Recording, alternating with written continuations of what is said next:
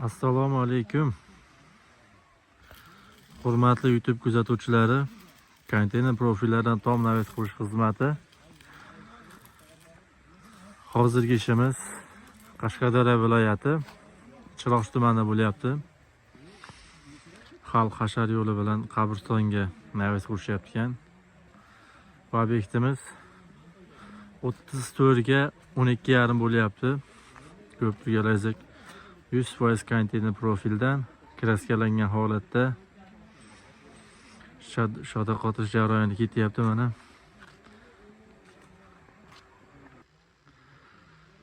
Tunuka qoti tayyor bo'lyapti, xudo xohlasa. Bu obyektimizni siliflari kransheyni o'zi bilan bo'lgan. Oldiga tunuka fon qilinadi. Suv oldiga tushishi ko'rinmasligi uchun firma ramzorasi 1,5 dan qo'yilgan.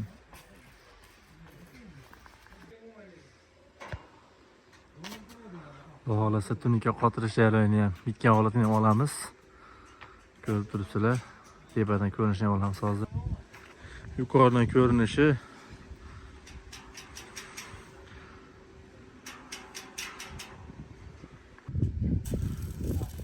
amaki o'tchayu.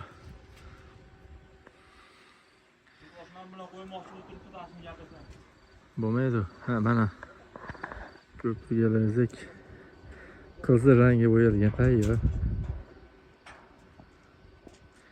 Profil reykalarimiz 9 temirdan, baquvvat temir ishlangan. Fermalarimiz 8 dan bo'lgan. Ha, usta aka.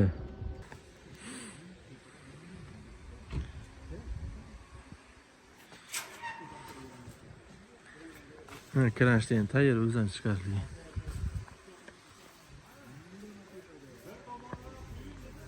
Kimga shunaqa xizmatlar kerak bo'lsa, aloqaga chiqaverasizlar, nomerlar qoldiramiz. Nasib bo'lsa, ertaga tunuka qotilgan holatida ham olamiz. Ana aytganimizdek, tunuka qotirish jarayoni ham xudo xolasa yakunlanyapti. Ishimizni oxirgi qismiga keldik. Degan mehnatimiz oxirlab ketadi degan umiddamiz. Kamchiliklar bo'lsa, qo'shimchalar bo'lsa, izohlarda qoldirasiz degan umiddamiz.